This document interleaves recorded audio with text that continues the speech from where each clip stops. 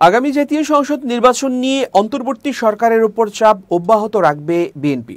দলটি মনে করছে, নির্বাচন নিয়ে সরকার ততটা আন্তরিক নয়। তারা নির্বাচনকে তুলনামূলক কম গুরুত্ব দিচ্ছে।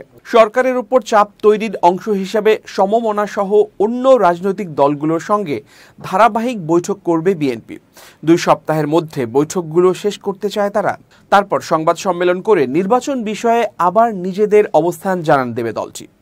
বিএনপির সর্বোচ্চ নীতি নির্ধারণী ফোরাম জাতীয় স্থায়ী কমিটির বৈঠকে এসব সিদ্ধান্ত নেওয়া হয়েছে বলে বৈঠক সূত্রে জানা গেছে। বিএনপি আগামী ডিসেম্বরের মধ্যে নির্বাচন চায়।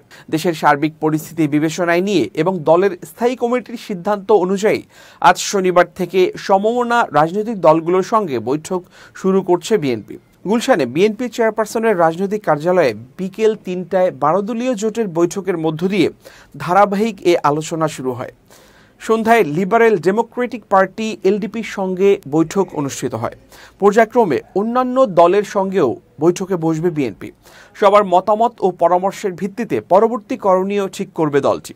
বিএনপির 7 সদস্যের একটি প্রতিনিধি দল গত বুধবার নির্বাচনের সময় ও পথনকশা জানতে প্রধান উপদেষ্টার সঙ্গে বৈঠক করে। সরকারের দিক থেকে নির্বাচনের সুনির্দিষ্ট সময় না পেয়ে প্রকাশ্যেই অসন্তোষ প্রকাশ করে বিএনপি।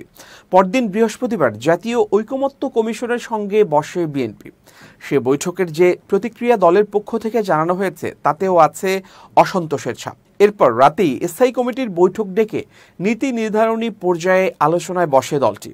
সেখানে শুরুতে বিএনপি মহাসচিব মির্জা ফখরুল ইসলাম আলমগীর প্রধান উপদেষ্টার সঙ্গে আলোচনার ফলাফল তুলে ধরেন। এরপর নির্বাচন বিষয়ে সরকারের যে দৃষ্টিভঙ্গি বিএনপির কাছে প্রতীয়মান, জমির উদ্দিন সরকার তা তুলে ধরেন। বৈঠক সূত্র জানায়, বিএনপি নেতাদের কাছে মনে হয়েছে সরকার আগামী ডিসেম্বর থেকে পরবর্তী জুনের কথা বললেও নির্বাচন নিয়ে আসলে তারা অনেকটা উদাসীন। উপদেষ্টাদের বডি ল্যাঙ্গুয়েজে বিএনপি নেতাদের কারো মনে হয়েছে নির্বাচন 2026 সালের জুন পেরিয়ে ডিসেম্বরে চলে গেলেও সরকারের কোনো সমস্যা নেই। নির্বাচনকে সরকার এখন কার্যত আমলে নিচ্ছে না। দলীয় সূত্র জানায়, বৈঠকে অন্য দলগুলোর অবস্থানও পর্যালোচনা করেন বিএনপি নেতারা। তারা মনে করছেন, জাতীয় নির্বাচন বিষয়ে ফ্যাসিবাদ বিরোধী যুগপৎ আন্দোলনের মিত্র এবং আগে নির্বাচন বর্জনকারী দলগুলোর অবস্থান আস্তে আস্তে স্পষ্ট হতে শুরু করেছে। তাদের অনেকেই কাছাকাছি অবস্থানে আসছে। আলোচনার মাধ্যমে এদের সবাইকে এক জায়গায় আনার প্রচেষ্টাকে জোরালো করতে হবে। বিএনপির স্থায়ী কমিটির বৈঠকে আগামী রোজার আগে জামায়াতে ইসলামীর নির্বাচন দাবির বিষয়টি নিয়ে আলোচনা হয়েছে। দলটির শীর্ষ নেতারা জামায়াতের এই অবস্থানকে ইতিবাচকভাবে দেখছেন। বৈঠকে বিএনপি নেতারা বলেন, এই সরকার গণঅভ্যুত্থানের ফসল, তাই সরকারের বিরুদ্ধে বিএনপি সরাসরি কোনো কর্মসূচি কিংবা বড় আন্দোলনে যেতে চাচ্ছে না। একটি অবাধ, সুষ্ঠু ও গ্রহণযোগ্য নির্বাচন অনুষ্ঠানে সরকারকে সর্বতোভাবে সহযোগিতা করবে তারা। বিএনপি চায় না এই সরকার ব্যর্থ হোক। বৈঠকের সূত্র নিশ্চিত করেছে, নির্বাচন ইস্যুতে সরকার সুনির্দিষ্ট কী পদক্ষেপ নেয় তা পর্যবেক্ষণ করবে বিএনপি। দলটির শঙ্কা, রাজনৈতিক দলগুলোর মতামত ও চাওয়া উপেক্ষা করে সরকার নির্বাচনের ব্যাপারে সুনির্দিষ্ট পদক্ষেপ না নিলে দেশের চলমান পরিস্থিতি আরও ঘোলাটে এবং অস্থিতিশীল হয়ে যেতে পারে। তাই চাপ তৈরি করে সরকারকে দ্রুত নির্বাচনের গুরুত্ব বোঝাতে চায় বিএনপি। ডক্টর মোহাম্মদ ইউনূস প্রধান উপদেষ্টার দায়িত্ব নেয়ার পর থেকে বিএনপি ত্রয়োদশ জাতীয় সংসদ নির্বাচনের পথনকশা ঘোষণার দাবি জানিয়ে আসছিল। শুরুতে প্রধান উপদেষ্টা চলতি বছরের ডিসেম্বরের মধ্যে নির্বাচন আয়োজনের কথা বলেন। পরে সেখান থেকে সরে গিয়ে ডিসেম্বর থেকে আগামী বছরের জুনের মধ্যে নির্বাচনের কথা বলেন।